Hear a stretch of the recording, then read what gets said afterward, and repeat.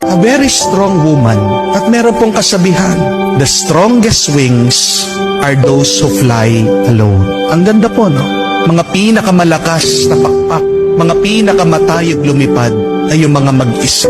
When you are alone, God knows that you can do it. Bakit pinapabayaan ka ng Diyos sa mag-isa? Kasi alam niya kaya mo.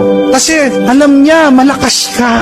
Kasi alam niya ikaw lang sa iyong kakayahan magtatagumpay ka. Huwag kang mag-alala.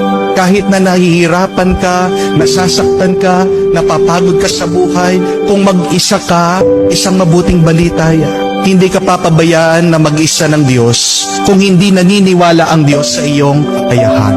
Remember this, our pains teach us to be stronger. Our tears teach us to be braver.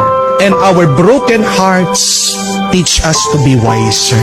Kung mag-isa ka, dumadaan sa mga pagsubok at problemang ito, ikaw ay tinutulungan lang ng Diyos maging mas malakas, maging mas matatag, at maging mas mataling. Trust in your ability. Trust in yourself. Magtiwala ka sa sarili mo dahil nagtitiwala ang Diyos.